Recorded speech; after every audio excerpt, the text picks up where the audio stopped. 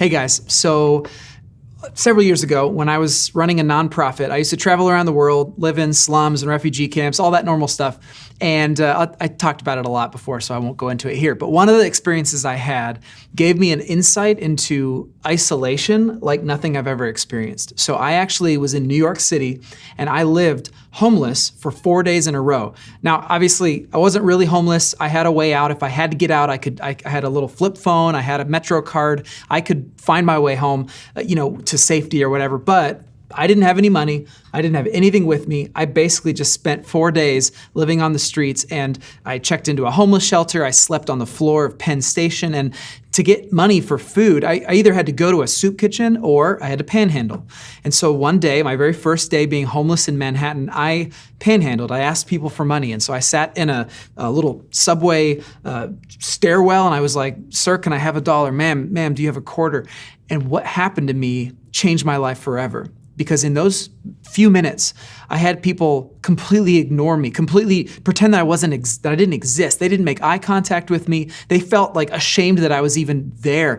It was dehumanizing, and it helped me understand just how deeply isolation cuts into the core. Now, that's an extreme situation. Most of us probably don't feel, day to day like we're not humans.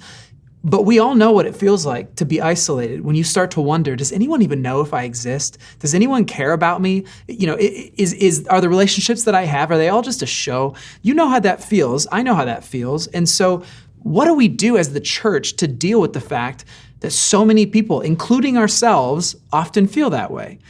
Well, the story that we're looking at this week is the story it's actually in 3 of the different Gospels, but in Luke 5, where Jesus meets a leper. A leper is a person with a skin disease. Now, in the Bible, it could be a bunch of different kinds of skin diseases, but basically, if you were a leper, it meant that you were outcast from society. You actually had to go around town and shouting out, "Unclean, unclean," so that nobody would get close to you.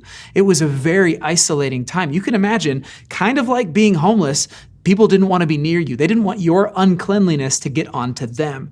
But when Jesus encounters this leper, it's really interesting because the leper comes and bows down before Jesus and says, "If you're willing, Lord, you can make me clean." And what does Jesus say? He says, "I am willing." And so how does he heal him? Well, if you look at other healings in the Bible, what does Jesus do? He can speak and someone gets healed. One time he says a word and someone's healed like a bunch of miles away. One time he spits in the ground and makes some mud and puts it on a blind guy's eyes, and that somehow heals him. So there's a bunch of different healing tools in Jesus' toolbox. But how does he heal the leper? He heals him, the Bible says, by touching him. He touches this unclean leper whose uncleanliness would transfer unto him, and then that man is healed. Now, this is important for a couple of reasons.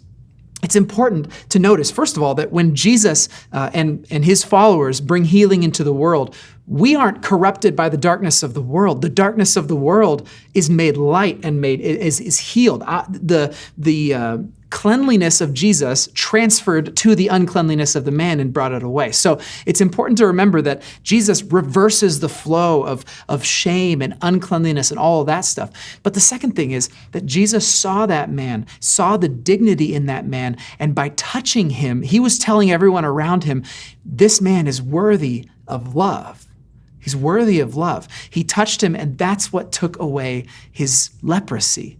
And then he, of course, tells the man, you got to go to the temple, you got to do all the right things to make sure that everybody understands that you are clean. And here's why this is so important for us to remember when we talk about isolation, is that this was not a miracle that just healed a man's body. This was a miracle that healed this man's relational world.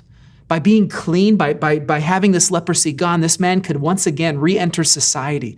He could walk down the street, not having those weird looks at him. He could be made whole. He didn't have to be afraid to be in contact, in proximity with people.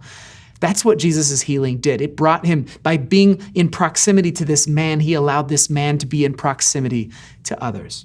So when it comes to our approach to healing the isolation of the world around us, we are the hands and feet of Jesus, right?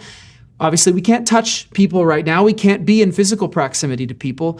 But there are lots of ways that we can think about the way that we interact with others. Like, think of the people in your class, let's say, who are, or even in Merge, who are kind of weird or awkward or lonely. You see them and you kind of feel bad for them, but you also wonder like, I don't really want to get too close to them because I don't want their awkwardness to rub off onto me, right? Or you think, it's going to take so much of my energy or my time. I don't really want to be seen with them.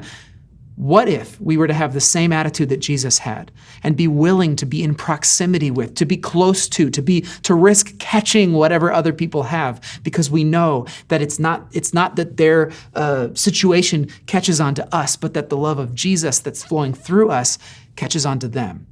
What if we thought that way? And what if, for those of us who are isolated, what if we began to look at this world the way that leper did? That leper had every reason in the world to go and hide and sit in the corners and sit in the shadows. But what did he do? He approached Jesus. He put himself out there. He risked ridicule. He risked everything because he knew that Jesus could offer healing. If you are isolated, don't stay in the shadows. Say something. Talk to your group. Talk to your leader. Talk to somebody and tell them how isolated you feel. Because I believe we're not perfect, but we are the church. You are a part of our spiritual family, and there are people here who would love to be in proximity to you.